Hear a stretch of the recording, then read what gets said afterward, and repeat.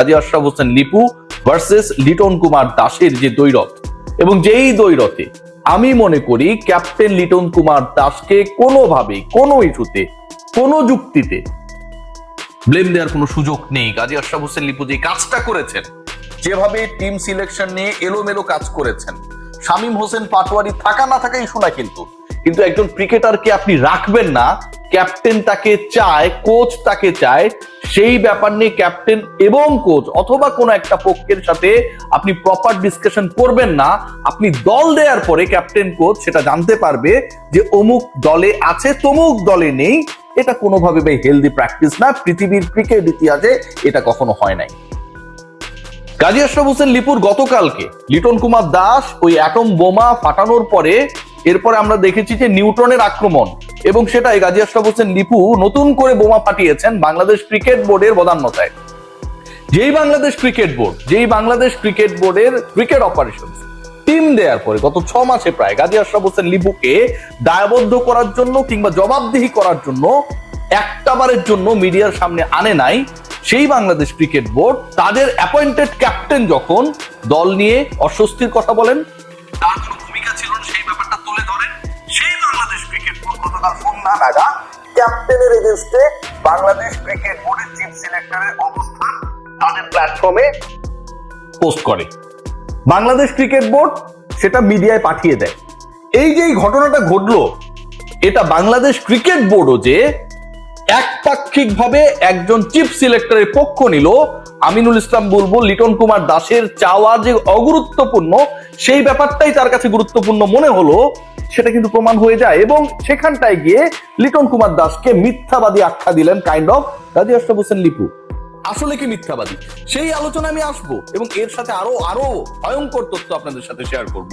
দেখুন, প্রথম কথা যেটা, নির্বাচনের জন্য ক্যাপ্টেনের অনুমতির প্রয়োজন নেই। গতকালও আমরা বলেছি, আমি বলেছি, সবাই বলেছে যে লিটন কুমার দাস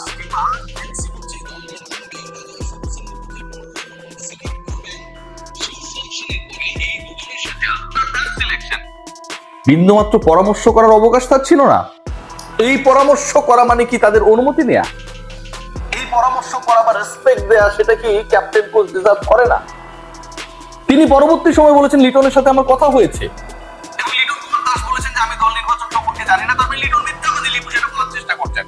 খেয়াল করে দেখুন, এই কাজী আশরাফ হোসেন লিপুই তার গতকালকের যে বক্তব্য, বাংলাদেশ ক্রিকেট বোর্ড অফিসিয়ালি যে বক্তব্যটা আমাদের কাছে পাঠিয়েছে, সেখানটায় উল্লেখ রয়েছে দল ঘোষণার পর অধিনায়ক আমাকে ফোন করেছিলেন লিটন কুমার দাস, তিনি নাখোশ। আমি বলেছি 2 ম্যাচের জন্য দল দেওয়া হয়েছে, আমাদের সুযোগ আছে। এই পর্যন্তই পড়লাম। যদি পুরো দল নির্বাচন প্রক্রিয়ায় ক্যাপ্টেনের সাথে চিফ সিলেক্টর কথা বলতেন, তাহলে দল ঘোষণা হবার পর সেই দল মিডিয়ায় দেখার পর সেই ক্যাপ্টেন কি কারণে চিফ সিলেক্টরকে ফোন করবেন, সেই ক্যাপ্টেন তো আগে থেকেই জানেন কি হচ্ছে, according to Kazi Ashraf Hossain Lipu, right? তিনি কেন দল দেখার পরে চিফ সিলেক্টরকে ফোন করবেন? চিফ সিলেক্টর কেন বলবেন যে ক্যাপ্টেন নাখোশ? আবার সেই চিফ সিলেক্টর বলছেন দল নিয়ে ক্যাপ্টেনের সাথে তার কথা হয়েছে।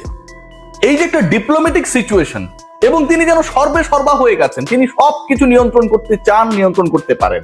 বাংলাদেশ ক্রিকেট বোর্ডে তার কাজ কি সেটা নিয়ে তিনি প্রশ্ন তুলেছেন। বাংলাদেশ ক্রিকেট বোর্ডে আপনার কাজ এটা না যে আপনার যেই দল মন চাইলো সেটা আপনি দিয়ে দিতে পারেন। পৃথিবীর কোনো দলের কোনো বোর্ডের চিফ সিলেক্টর সিলেকশন প্যানেলের কাজ এটা না যে তার মনে হলো এটাই আমার দল, সেই দলটা দিয়ে দিতে পারে। নেভার এভার, এটা কখনো কোথাও হয় নাই। আপনি নিজেও ক্যাপ্টেন ছিলেন। বরং আপনার কাজ সমন্বিতভাবে সেই দলটা কেমন হতে পারে, আপনার ডিসকোর্স থাকতেই পারে, আপনার চয়েসেস থাকতেই পারে, ক্যাপ্টেনের থাকতে পারে, কোচের থাকতে পারে, বাট সমন্বিতভাবে সেই দলটা কেমন হবে সেটা ডিসাইড করা। আপনার কাছে মনে হলো যে আপনি chief selector, you can do anything. No, you can't do anything whatever you want, because you are not the captain. যেই ক্যাপ্টেন দল নিয়ে মাঠে নামবে, যেই ক্যাপ্টেন দল পরিচালনা করবে, যেই ক্যাপ্টেন দল পরাজিত হলে, জয়ী হলে মিডিয়া ফেস করবে, যেই ক্যাপ্টেনকে তুলোধুনো করা হবে, সেই ক্যাপ্টেন তার ইনপুট দিতে পারবে না। 15-16 জনের মধ্যে সে একজন ক্রিকেটারকে চাইতে পারবে না। এবার আমি ধরে নিলাম যে শামীম হোসেন পাটোয়ারিকে লিটন কুমার দাস দলে চান, ধরেই নিলাম। একজন ক্রিকেটারকে একজন ক্যাপ্টেন 16 সদস্যের 15 সদস্যের দলে চাইতে পারবে না। কেন চাইতে পারবে না? কি কারণে চাইতে পারবে না?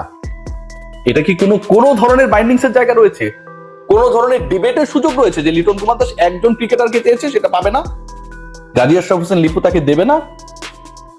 Bangladesh cricket board, Bangladesh cricket দলটাকে যেন সতীনের সংসারে পরিণত করেছেন ইলিপুরা।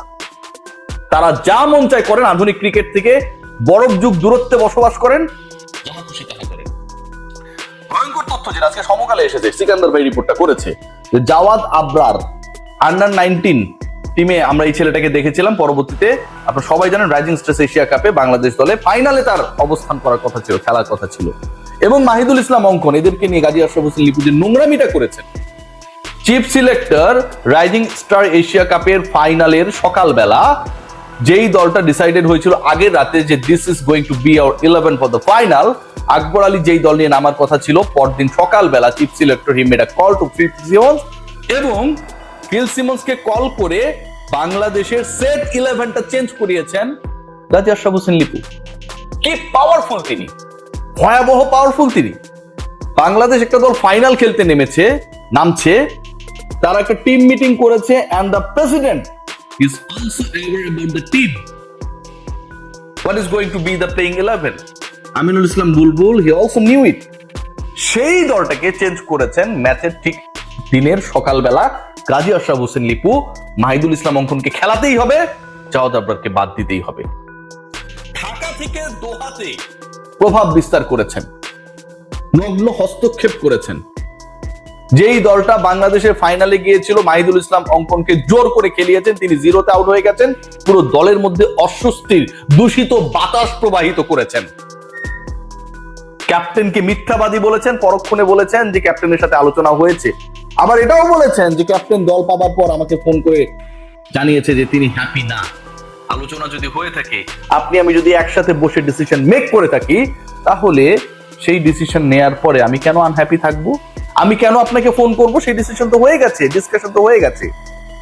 গাজী আশরাফ হোসেন লিপুরা বাংলাদেশের ক্রিকেটকে কলুষিত করছেন, এবং পুরো ক্রিকেট অপারেশন সিস্টেমের মধ্যেই এমন একটা বলয় তৈরি হয়েছে, যেই বলয়টা আসলে বাংলাদেশের ক্রিকেটকে করে নষ্ট করছে।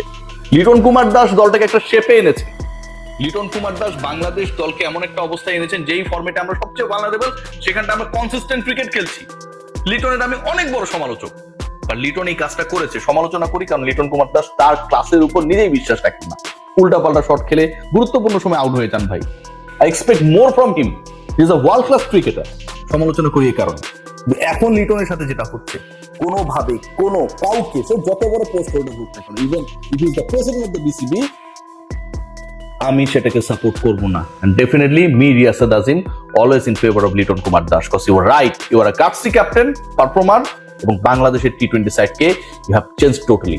Gazi Ashraf Hossain Lipu, you should step down. আপনার এই পদে, এই পোস্টে এরকম ভাব নিয়ে থাকার কোনো মানে হয় না। This is cricket, this is not anything that you are the headmaster of a particular school or you are a class teacher of a particular class. Take great care.